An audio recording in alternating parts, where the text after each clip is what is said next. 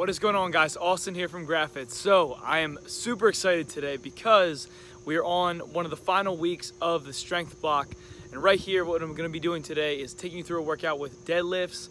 We go into a heavy single, then five working sets, then we go to some floor presses, and then we're gonna finish off with some hip thrusts. So we'll take you through all of that now, but this is the last workout of the strength block, and then we move into the peaking block, and then it's the meat.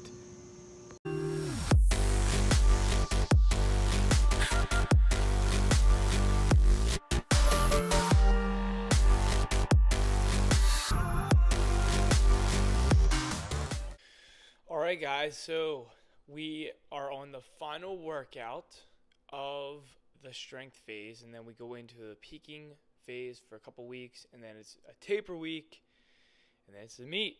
So in this workout, first started off as normal with some mobility drills. We did hip openers because we're doing deadlifts today. We want to get those hips opened up in the sumo deadlift.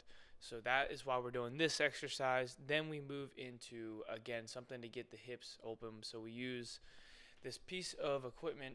It's called the hip circle. And this is actually, I believe the brand that we used was, yes, it was Slingshot. So with a hip circle, what it's going to do, it's going to allow you to open up your hips with this hip circle walk. So again, when you do the sumo deadlift, the hips are going to have better range of motion, more mobility. So all this really stands for, that acronym right there, is forward, back, and lateral. So we're going to walk about 20 feet forward, 20 feet back, and then we're going to do lateral walks for 20 feet with the hip circle. Again, just trying to get a couple rounds through. I mean, 1 to 2 sets for each is fine. It doesn't have to be anything crazy.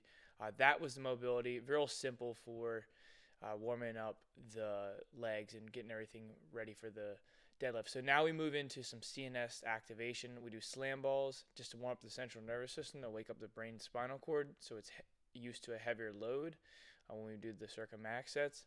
So that was 5 reps right there, just trying to, like I said, we're trying to wake up that nervous system, unlock its potential. Then we go into our circa max. So the whole point behind this right here, you're going to see I'm going to pull, just for a single, I'm going to pull 435 pounds. My setup, I try to get really set up. With the sumo deadlift, you want to make sure that you don't just grip it and, rip it. Like, it's not the same as conventional deadlift. If you're trying to go heavy, you want to sit there, really get your position right before you pull off, the ground. So there's a lot more technique to this.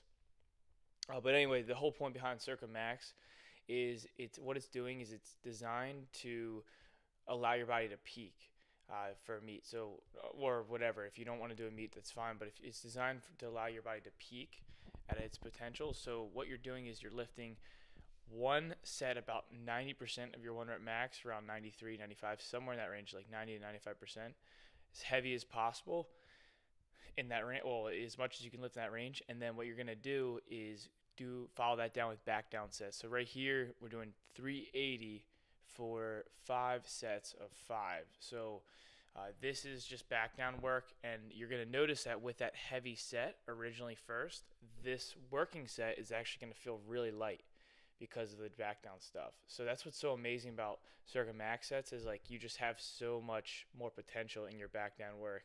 It just feels a lot lighter, and it allows you to lift, you're just more explosive in the movement itself.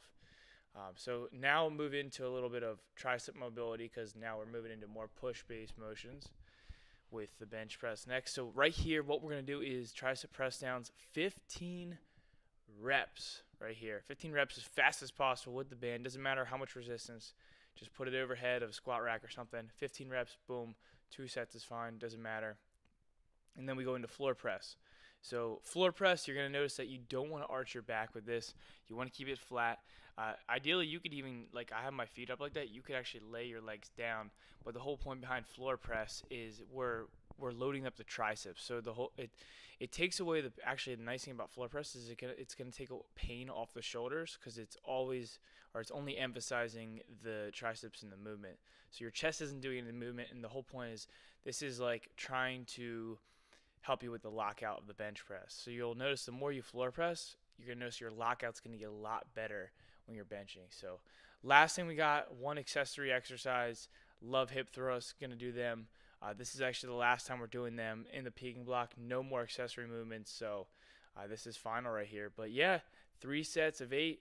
We were adding weight each week for the hip thrust by 5 pounds with a linear progression. It's helped a lot. So that is the whole workout, guys. I hope you enjoyed this video, and next will be the peaking block. Alright guys, so that's going to wrap it up for today's video. If you like this video, make sure to give it a thumbs up, subscribe to the channel, and we will see you in the next few videos. What we got for the next few videos is the peaking block, and then we have the day of the meet. So we'll see you then.